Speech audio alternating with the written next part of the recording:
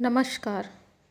आप सभी को चैत्र नवरात्रि की हार्दिक शुभकामनाएं। माता रानी अपनी कृपा आप सब पे बनाए रखे। नवरात्रि के इस पावन अवसर पर आज हम माता वैष्णो देवी की सर्वाधिक प्रचलित कथा सुनेंगे। सनातन धर्म को मानने वाले माता वैष्णो देवी की महिमा गाते नहीं थकते हैं। हमारे धर्म शास्त्रों में कलयुग में लोगों के कष्ट हरने के लिए देवी देवताओं के नाम जप के साथ साथ कथाएं भी बेहद उपयोगी बताई गई हैं। बस मन में सच्ची श्रद्धा होनी चाहिए। प्रभु कृपा अवश्य करते हैं। वैसे तो माता वैष्णो देवी से जुड़ी कई कथाएं हैं, पर जो कथा सबसे अधिक प्रचलित है वो मैं आपको आज सुनाऊंगी। माता रानी के बारे में आगे जानने से पहले अगर आप इस चैनल पे नए हैं तो चैनल को सब्सक्राइब अवश्य करें और कमेंट में जय माँ वैष्णो देवी लिखें। वैष्णो देवी ने अपने एक परम भक्त पंडित श्रीधर की भक्ति से प्रसन्न होकर उसकी लाज बचाई। माता ने पूरे जगत को अपनी महिमा का बोध कराया। तब से आज तक लोग इस तीर्थ स्थल की यात्रा करते हैं और माता की कृपा पाते हैं। कटरा से कुछ दूरी पर स्थित हंसाली गांव में मां वैष्णवी के परम भक्त श्रीधर रहते थे। वे निसंतान होने से दुखी रहते थे। एक दिन उन्होंने नवरात्रि पूजन के लिए कुंवारी कन्याओं को बुलवाया। मां वैष्णो कन्या वेश में उन्हीं के बीच आ बैठी। पूजन के बाद सभी कन्याएं तो चली गईं, पर माँ वैष्णो देवी वहीं रहीं और श्रीधर से बोली, सबको अपने घर भंडारे का निमंत्रण दे आओ। श्रीधर ने उस दिव्य कन्या की बात मान ली और आसपास के गांवों में भंडारे का संदेश पहुंचा दिया। वहां से लौटकर आते समय गुरु गोरखनाथ व उनके शिष्य बाबा भैरवनाथ जी के साथ उनके दूसरे शिष्य को भी भोजन पर आमंत्रित किया। भोजन का निमंत्रण पाकर सभी गांववासी अचंभित थे कि वह कौन सी कन्या है जो इतने सारे लोगों को भोजन करवाना चाहती है। इसके बाद श्रीधर के घर में अनेक गांववासी आकर भोजन के लिए जमा हुए। तब कन्या रूपी माँ वैष्णो देवी ने एक विचित्र पात्र से सभी को भोजन परोसना शुरू किया। भोजन परोसते हुए जब वह कन्या भैरवनाथ के पास गई तब उसने कहा कि मैं तो खीर पूड़ी की जगह मांस खाऊंगा और मंदिरा पान करूंगा। तब कन्या रूपी माँ ने उसे समझाया कि यह ब्राह्मण के यहाँ का भोजन है, इसमें मांसाहार नहीं किया जाता।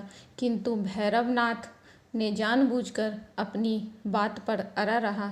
जब भैरवनाथ ने उस कन्या को पकड़ना चाहा तब माँ ने उसके कपट को जान लिया। माँ वायु रूप में बदलकर त्रिकुटा पर्वत की ओर उड़ चली। भैरवनाथ भी उनके पीछे गया। माना जाता है कि माँ की रक्षा के लिए पवन पुत्र हनुमान भी थे। हनुमान जी को प्यास लगने पर माता ने उनके आग्रह पर धनुष से पहाड़ पर वान चलाकर एक जलधारा निकाली और उस जल में अपने केश धोए। आज भी वह पवित्र जलधारा वान गंगा के नाम से जानी जाती है। इसके पवित्र जल को पीने या इसमें स्नान करने से श्रद्धालुओं की सारी थकावट और तकलीफ़ें दूर हो जाती हैं। इस दौरान माता ने एक गुफा में प्रवेश कर 9 माह तक तपस्या की। भैरवनाथ भी उनके पीछे वहाँ तक आ गया। तब एक साधु ने भैरवनाथ से कहा कि तू जिसे एक कन्या समझ रहा है वह आदि शक्ति जगदम्बा है, इसलिए उस महाशक्ति का पीछा छोड़ दे। भैरवनाथ ने साधु की बात नहीं मानी। तब माता गुफा की दूसरी ओर से मार्ग बनाकर बाहर निकल गई। यह गुफा आज भी अर्धकुमारी या आदि कुमारी या गर्भजून के नाम से प्रसिद्ध है। अर्धकुमारी के पहले माता की चरण पादुका भी है। यह वह स्थान है जहाँ माता ने भागते भागते मुड़कर भैरवनाथ को देखा था। गुफा से बाहर निकलकर कन्या ने देवी का रूप धारण किया। माता ने भैरवनाथ को चेताया और वापस जाने को कहा, फिर भी वह नहीं माना। माता गुफा के भीतर चली गई। तब माता की रक्षा के लिए हनुमान जी गुफा के बाहर थे और उन्होंने भैरवनाथ से युद्ध किया। भैरव ने फिर भी हार नहीं मानी। तब वीर लंगूर निढाल होने लगा। तब माता वैष्णवी ने महाकाली का रूप लेकर भैरवनाथ का संहार कर दिया। भैरवनाथ का सिर कटकर भवन से 8 किलोमीटर दूर त्रिकुट पर्वत की भैरव घाटी में गिरा। उस स्थान को भैरवनाथ के मंदिर के नाम से आज भी जाना जाता है। जिस स्थान पर मां वैष्णो देवी ने हठी भैरवनाथ का वध किया, वह स्थान पवित्र गुफा अथवा भवन के नाम से प्रसिद्ध है। इसी स्थान पर मां महाकाली, मां महासरस्वती, मां महालक्ष्मी पिंडी के रूप में गुफा में विराजमान है। इन तीनों के सम्मिलित रूप को ही मां वैष्णो देवी का रूप कहा जाता है। माना जाता है कि अपने वध के बाद भैरवनाथ को अपनी भूल का पश्चाताप हुआ और उसने मां से क्षमा दान की भीख मांगी। माता वैष्णो देवी जानती थी कि उन पर हमला करने के पीछे भैरव की प्रमुख मंशा मोक्ष प्राप्त करने की थी।